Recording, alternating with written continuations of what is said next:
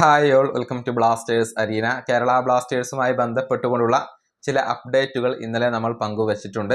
അതായത് ബ്ലാസ്റ്റേഴ്സുമായി ബന്ധപ്പെട്ട അപ്ഡേറ്റ് നൽകാറുള്ള അലിയാണ് ഇത് പങ്കുവച്ചിരുന്നത്. കേരള ബ്ലാസ്റ്റേഴ്സിന്റെ ചീഫ് എക്സിക്യൂട്ടീവ് ഓഫീസറായ അഭിക് ചാറ്റർജിയുമായി ഒരു കൂടിക്കാഴ്ച അദ്ദേഹം നടത്തിയിരുന്നു. അതിലാണ് ഈ ഒരു അപ്ഡേറ്റ് ലഭിച്ചിട്ടുള്ളത്. ഇതുമായി ബന്ധപ്പെട്ടുകൊണ്ട് രണ്ട് കാര്യങ്ങൾ കൂടി ഇവിടെ പറയാനുണ്ട്. അതായത് കേരള ബ്ലാസ്റ്റേഴ്സ് തങ്ങളുടെ സ്ക്വാഡിന്റെ സൈസ് കുറക്കുകയാണ്. അതായത് 20 മുതൽ 25 താരങ്ങൾ വരെയുള്ള ഒരു സ്ക്വാഡിലേക്ക് കേരള ബ്ലാസ്റ്റേഴ്സ് മാറും എന്നുള്ളതാണ്. നിലവിൽ അതിനേക്കാൾ താരങ്ങൾ ഇപ്പോൾ ക്ലബിനോടൊപ്പം ഉണ്ട്. അതിനർത്ഥം ചില താരങ്ങളെ ക്ലബ്ബ് ഒഴിവാക്കും എന്നുള്ളതാണ്. അതായത് സ്ഥിരമായി കൊണ്ടോ അതല്ലെങ്കിൽ ലോൺ അടിസ്ഥാനത്തിലോ ചില താരങ്ങളെ കേരള ബ്ലാസ്റ്റേഴ്സ് ഒഴിവാക്കിയേക്കും.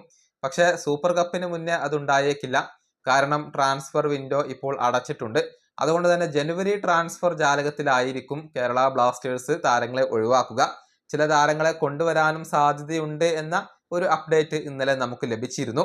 20 മുതൽ 25 താരങ്ങൾ വരെയുള്ള ഒരു സ്ക്വാഡ് ആയിരിക്കും കേരള ബ്ലാസ്റ്റേഴ്സിന് ഉണ്ടാവുക എന്നാണ് അറിയാൻ സാധിക്കുന്നത്. ഇനി മറ്റൊരു അപ്ഡേറ്റ് കേരള ബ്ലാസ്റ്റേഴ്സിന്റെ ഉടമസ്ഥർ മാറുന്നു എന്നുള്ളതാണ്.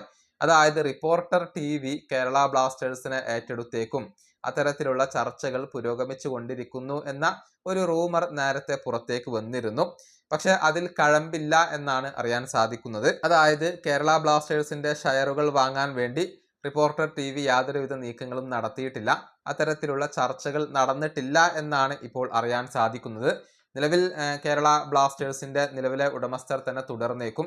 ഇനിയിപ്പോൾ ഭാവിയിൽ അതിൽ മാറ്റം ഉണ്ടാകുമോ എന്നുള്ളത് കാത്തിരുന്ന് കാണേണ്ട കാര്യമാണ്. നിലവിൽ അക്കാര്യത്തിൽ മാറ്റങ്ങൾ ഒന്നും സംഭവിക്കുന്നില്ല, അല്ലെങ്കിൽ അത്തരത്തിലുള്ള ചർച്ചകൾ നടക്കുന്നില്ല എന്നാണ് അറിയാൻ സാധിക്കുന്നത്.